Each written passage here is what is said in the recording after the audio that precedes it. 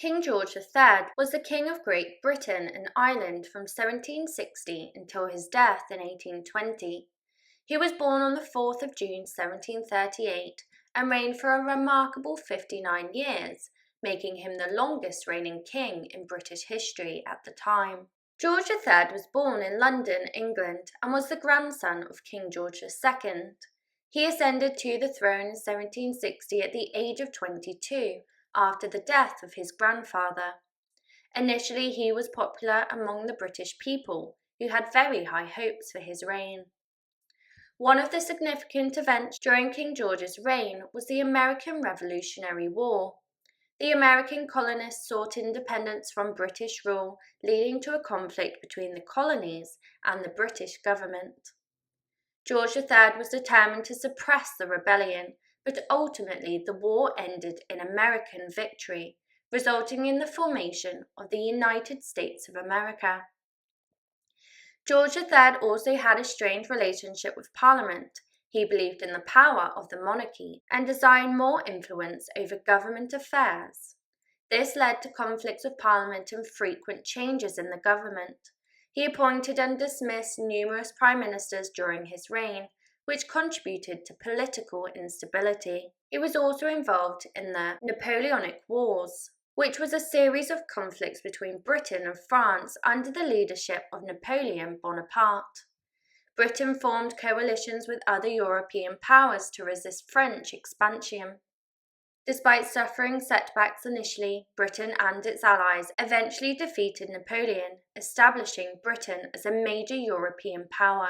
In the later years of his reign, George III experienced recurring episodes of mental illness, which are believed to be symptoms of porphyria.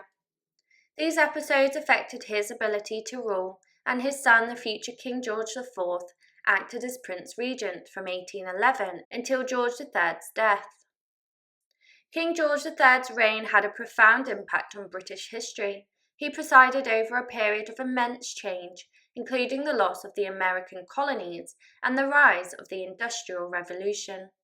He also played a significant role in the development of constitutional monarchy and the growth of the British Empire.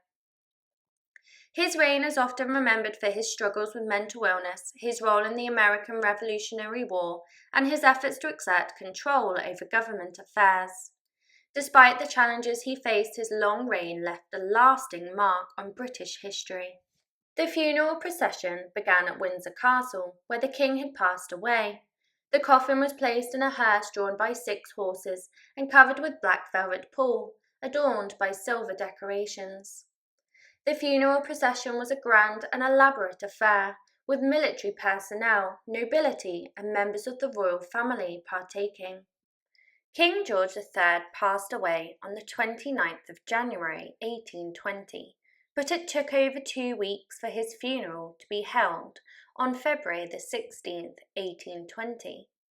This allowed ample time for all the necessary arrangements to be made for this magnificent occasion. The funeral preparations were organised by France and Beckwith, who had previously handled the funeral of Queen Charlotte less than 2 years before.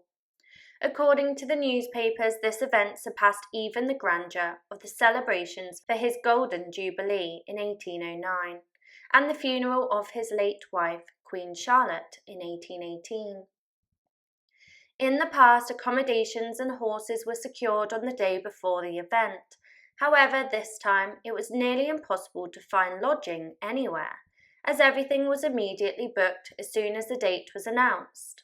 Many people had to settle for sleeping on carpets instead of beds. And at 9 o'clock in the morning, several close friends of the late king's household were granted access to view the body laying in state.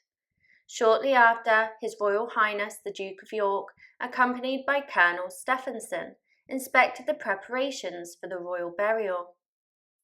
An hour later, the gates were opened to the general public.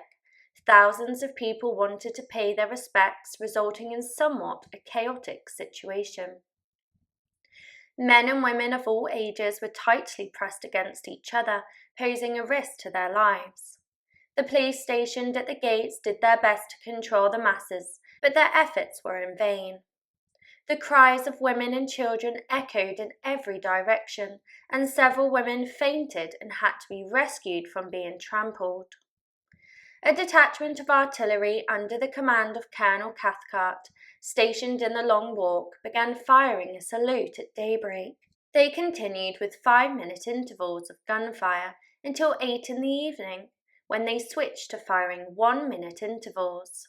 Throughout the day, the great bell of the chapel, as well as the bells of Windsor and Eton, tolled solemnly. As soon as daylight appeared, a multitude of carriages could be seen converging on the town from all directions. During the course of the day, several thousand individuals were granted entry into the chambers where the body was placed for public viewing. However, at 3 p.m. the gates were closed, and nearly an equal number of people were unfortunately excluded from witnessing this profoundly solemn and impressive sight. At 7 p.m. His Royal Highness the Duke of York entered the room of mourning and took his seat at the head of the coffin, assuming the role of chief mourner until the body was relocated.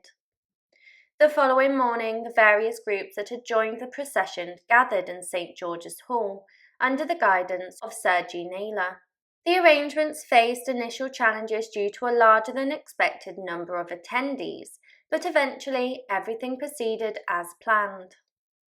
The peers entered through Elizabeth Gate and made their way to the King's Lodge, then crossing over to Kitchen Gate and entering the castle at the eastern end of the state apartments. Tickets for admission to the chapel were distributed, followed by tickets for entry to the lower yard, where a part of the procession was set to pass through. At 9:15, the coffin was brought through the different rooms, resting on the same platform used during the funeral of the late Queen. The chapel was adorned in a magnificently decorated fashion, surpassing any previous display of splendour. A raised platform extended from the south aisle up the nave to the choir, and it was covered in black cloth with foot guards positioned on either side, every second man holding a wax candle. Behind them, around 500 Eton scholars were stationed, all granted admission by special order of the now King George IV. In the north aisle, seating arrangements were made with elevated tiers for those individuals who held admission tickets. However, after 7 p.m, those tickets were deemed invalid. The choir area was also prepared to receive distinguished guests and could accommodate up to 94 people. The chapel itself was draped in black, including the knights' stalls. The altar was adorned with black hangings, and temporary seats were set up nearby for foreign ministers and other notable individuals attending the procession, such as the Duke of San Carlo, Count Leven, and Baron Linsingen. The communion table was covered with gold plates sourced from both the Chapel Royal in London and the Chapel Royal in Windsor. Above the royal mausoleum, a canopy made of luxurious blue velvet was placed. At its top, a golden crown rested on a cushion, while a Gothic scroll with festoons adorned the border, displaying the royal arms. This arrangement remained in place for several days, allowing the public to view it. The sight of the procession descending the grand staircase of the castle, accompanied by banners and more, was reported to be remarkably striking. Those admitted to the lower courtyard enjoyed a full view of the processions, and upon the processions reaching the great gate of St. George's Chapel in the south aisle, the King's body was received by the Dean of Windsor, and the organ immediately played the hymn, "I am the resurrection and the life saint the Lord." The funeral service composed by Dr. Croft and Mr. Purcell commenced, and the procession entered in an orderly manner. The royal body was placed on a platform with crowns and cushions placed upon it. His Royal Highness the Duke of York, serving as the chief mourner, occupied the position at the head of the corpse, with supporters on either side. The royal princes sat near the chief mourner, and the Lord Chamberlain and His Majesty's household took his place at the feet of the corpse. Around 9 a.m. the first segment of the procession entered the south aisle, and it took until a little after 10 a.m. for everyone to be seated within the chapel. The ceremony itself lasted approximately an hour. King George III was interred in the chamber beneath St George's Chapel, alongside other members of his family, including Princess Amelia, his wife Queen Charlotte, and Princess Charlotte, the daughter of George IV, who was Prince Regent at the time of her death in 1817.